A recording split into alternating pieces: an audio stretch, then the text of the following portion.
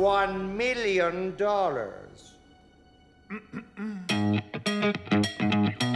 Who will be the world's first trillionaire? Elon Musk, Jeff Bezos, or Satoshi Nakamoto? And why does it matter? Because the world's wealthiest are early indicators of where humanity is heading. John D. Rockefeller became the world's first billionaire in 1916 when investors bet on the future of his company, Standard Oil. And in the 100 years that followed, humans became an oil-fueled species. In 1995, a 40-year-old Bill Gates became the richest man in the world, exactly 20 years after founding Microsoft. And in the 25 years since, we have been living in a global, tech-driven economy. So who's predicted to be the first trillionaire, and what clue does it give us about the future of humanity? Let's start with this guy, Jeff Bezos. He already overtook Bill Gates in wealth 3 years ago with $112 billion, and research company Comparison predicts Jeff will be the first trillionaire. They predict Jeff will become a trillionaire in 2026, and then Chinese real estate billionaire Zhu Jiayin will hit $1 trillion in 2017, and Jack Ma in 2030. And plenty of media agree.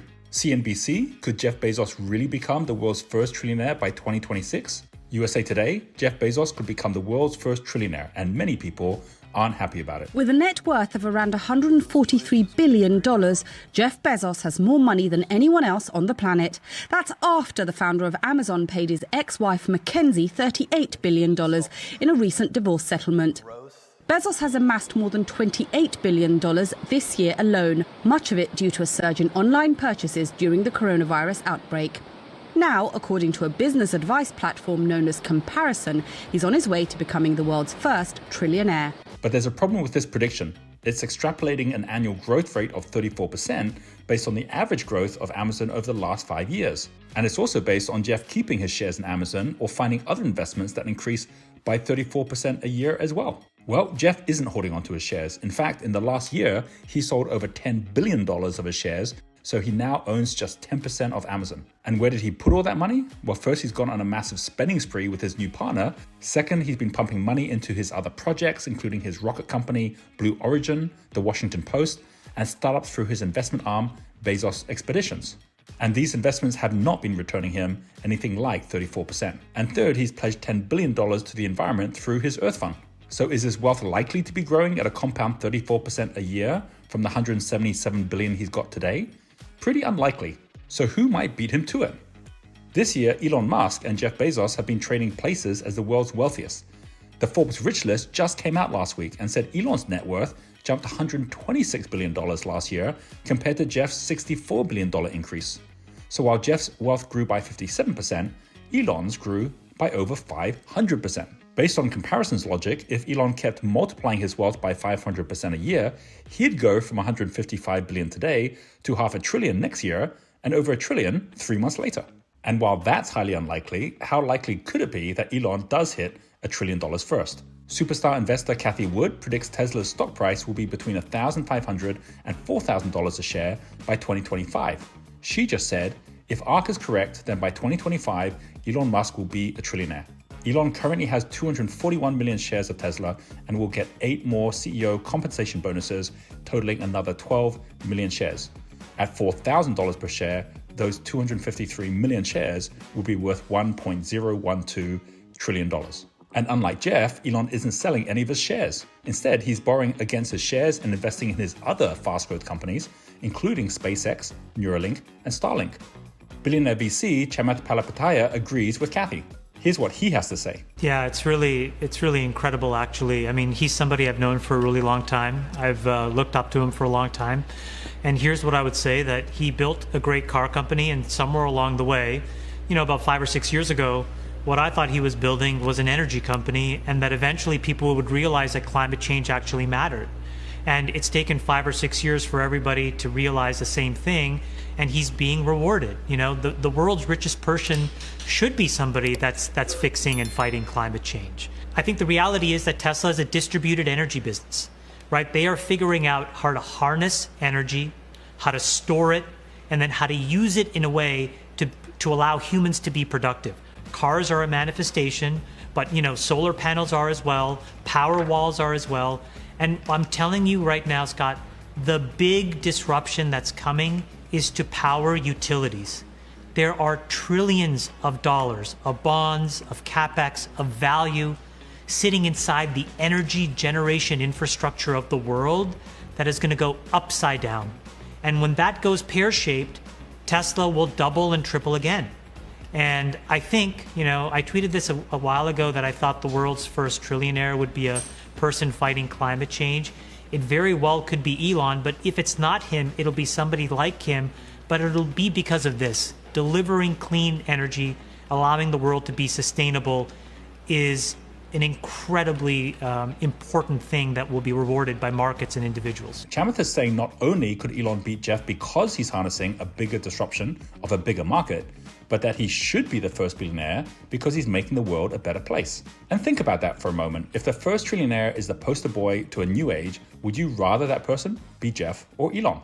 And could there be someone who beats them both? The answer is yes. And that person would be, we're not really sure. That's because no one really knows who Satoshi Nakamoto is. He created Bitcoin in 2009 as a response to the financial crisis, saying at the time, the root problem with conventional currency is all the trust that's required to make it work. The central bank must be trusted not to debase the currency, but the history of fiat currencies is full of breaches of that trust. Banks must be trusted to hold our money and transfer it electronically, but they lend it out in waves of credit bubbles with barely a fraction in reserve. So Satoshi went ahead and created Bitcoin as a solution to this, and then he disappeared. Exactly 10 years ago, in April 2011. One day he just sent an email to Bitcoin developer Mike Hearn saying, "I've moved on to other things." And while no one knows who or where Satoshi is, or whether he's even real, what is real are the 1.148 million Bitcoins he mined in the first 7 months after Bitcoin was created. They've now been untouched for a decade. They've never been transferred or sold. In the last year, the price of Satoshi's Bitcoins went from $7,000 per Bitcoin to $60,000, which means while Jeff's wealth grew by 57% and Elon's by 500%, Satoshi's grew by 750%. And in the last 10 years, his wealth has grown by 20 million%. That's because since he disappeared, central banks have been printing tens of trillions of dollars of new money. In 2011, one Bitcoin cost 30 cents, whereas today it's over $60,000. Or another way to put it, the US dollar has lost 99.9995% of its value against Bitcoin in the last decade. The result? Satoshi's untouched Bitcoins and Bitcoin's price have just put him in the top 20 wealthiest people in the world. If or when Bitcoin's price reaches $1 million, Satoshi would become a trillionaire. So how likely would that be, and when might it happen? Well, here's a recent prediction from Jess Powell, CEO of Kraken. The people that are believers in Bitcoin see it's going to replace all of the world's currency. So that means basically whatever the market cap of the dollar is, the euro, all of that combined is what Bitcoin could be worth. I think, in the near term, people see it surpassing gold as a store of value. I think $1 million as a price target, within the next 10 years is very reasonable. To some extent, it comes down to the pace of which the U.S. continues to print money. If Bitcoin reaches $1 million with a limit of 21 million Bitcoin, that gives the asset an entire market value of $20 trillion. Now that, strangely enough, is about the same amount that the global money supply has grown by in the last 2 years. In fact, the 12 largest economies, including the US, China, Japan, and the Eurozone, grew their money supply by $14 trillion in 2020 alone. And there's now close to $100 trillion of fiat money floating around the world. Just as Elon becoming a trillionaire would mean the end of dependence of the fossil fuel industry, Satoshi becoming a trillionaire would mean the end of dependence of government printed money. Metakovan, a 32-year-old programmer who recently bought Beeple's digital art as an NFT at Christie's auction for $69 million, explained the impact of this recently on an interview with Patrick Bet-David. Say that one more time. 2,000 so billionaires? There'll be 2,000 billionaires when Bitcoin hits $1 million.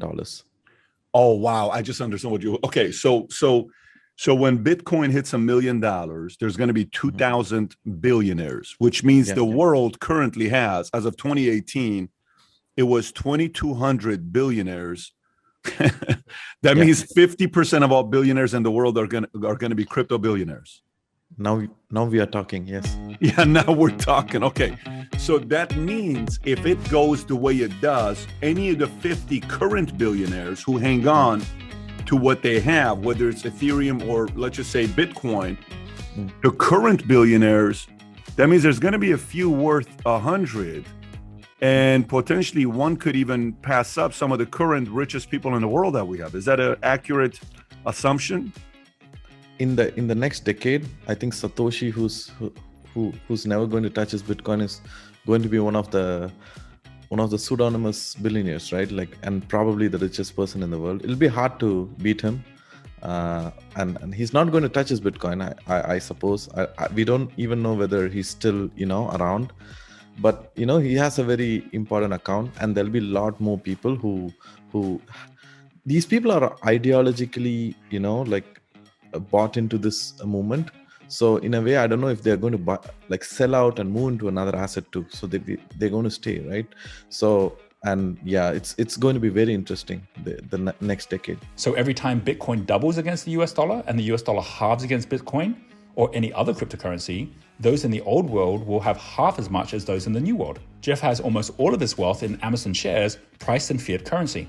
Satoshi has all his in cryptocurrency, and Elon is in between, moving from fiat currency to cryptocurrency. So what do you think? Who will reach $1 trillion first? Who do you want to have reaching $1 trillion first? It all depends on the future you'd like to see, and the best part is, you get to choose. If you believe in Jeff's vision of everyone everywhere getting home delivery of anything, you can buy shares in Amazon and he'll get to $1 trillion faster.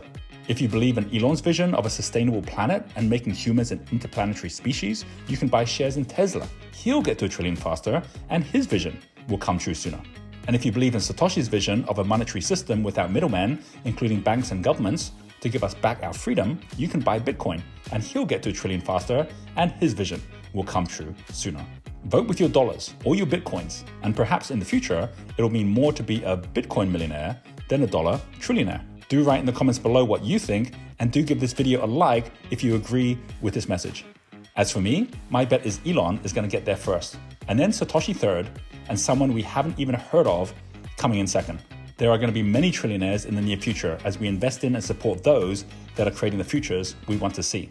And if you become the visionary that others are investing in, then there's no reason why you wouldn't be up there too.